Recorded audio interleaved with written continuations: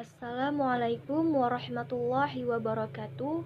Perkenalkan, kami dari kelompok 11 yang beranggotakan saya sendiri, Nur Izakil Hasanah, dan dua orang teman saya yaitu Nafauliatul Faiza dan Muhammad Rizky Firdaus.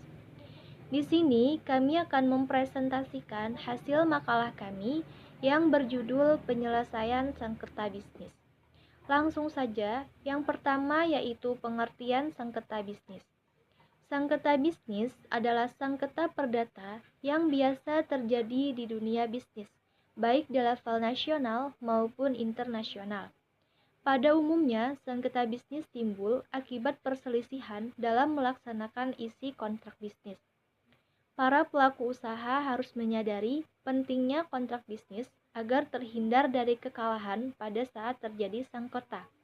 Kontrak bisnis memiliki kekuatan hukum laksana undang-undang bagi para pembuatnya, sehingga hakim atau arbiter tidak bisa mengabaikan isi kontrak bisnis tersebut tidak bertentangan dengan hukum yang berlaku. Sebab terjadinya sengketa bisnis.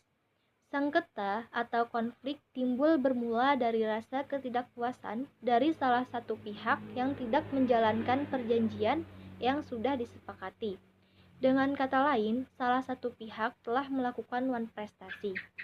Sengketa bisnis bisa terjadi karena salah satu di antara pelaku bisnis berbuat melawan hukum bisnis. Perbuatan melawan hukum adalah perbuatan yang melanggar hukum, karena perbuatan tersebut menimbulkan kerugian kepada orang lain. Dari perbuatannya itu, maka timbullah yang disebut sengketa. Mekanisme sengketa bisnis. Dalam sengketa bisnis syariah, berdata dapat diselesaikan melalui 3 alternatif. Alternatif yang pertama yaitu arbitrase.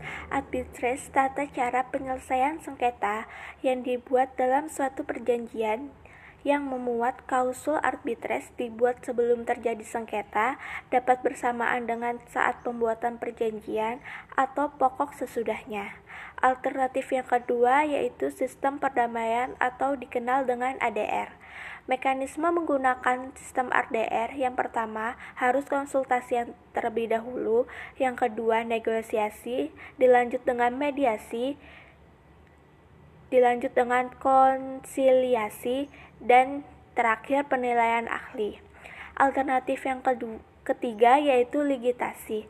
Ligitasi merupakan proses penyelesaian sengketa melalui pengadilan dan sandingannya non-ligitasi.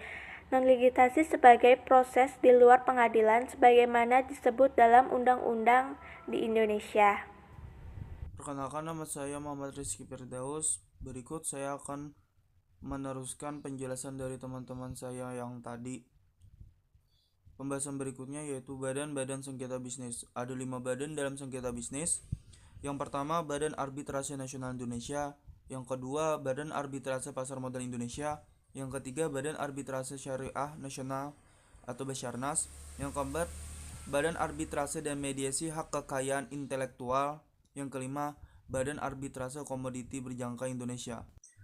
Berikut adalah kesimpulan. Sengketa bisnis adalah sengketa perdata yang biasa terjadi di dalam dunia bisnis, baik di level nasional maupun internasional. Pada umumnya, sengketa bisnis timbul akibat perselisihan dalam melaksanakan isi kontrak. Para pelaku usaha harus menyadari pentingnya kontrak bisnis agar terhindar dari kekalahan pada saat terjadi sengketa.